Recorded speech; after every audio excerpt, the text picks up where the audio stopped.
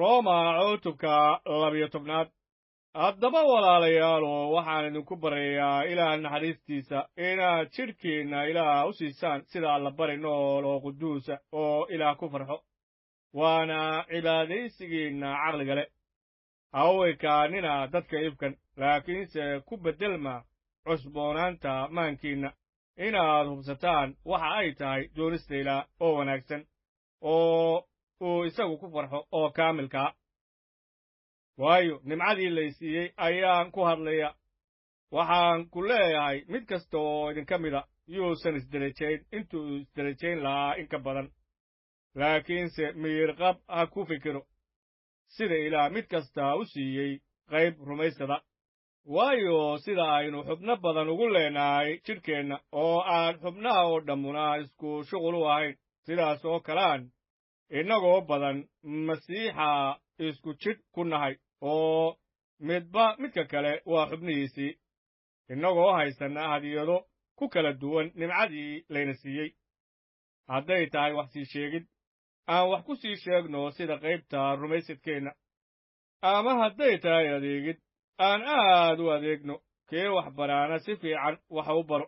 kii wax waaniyaana si fiican wax u waaniyo kii wax bixiyaana deeqsinimo waxa u bixiyo kii wax u taliyaana dadaal waxa ugu taliyo kii wax u naxariistaana farxad waxa ugu naxariisto jacaylku ha noqdo midaan laba weji lahayn sharka karha wanaagga xigsada kalgacayl walaalnimo isku wada jeclaada midkiinba midka kale ha hor darajeeyo dadaalka ha ka caajisina ruuxa ku kullaada oo rabbiga u adeega rajada ku farxa dhibta u dulqaata tukashada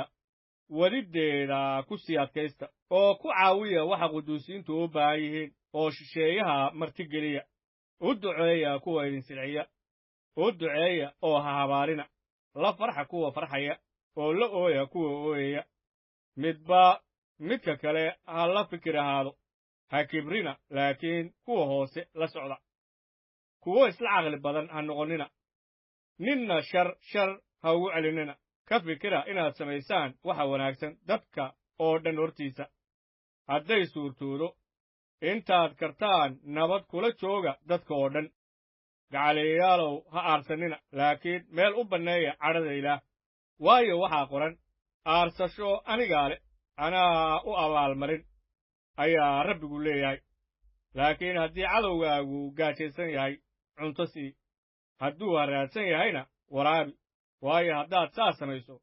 waxaad madaxiisa ku ururin doontaa dhuxulo daba sharku yuusan ka adkaan laakiinse sharka wanaag kaga adkow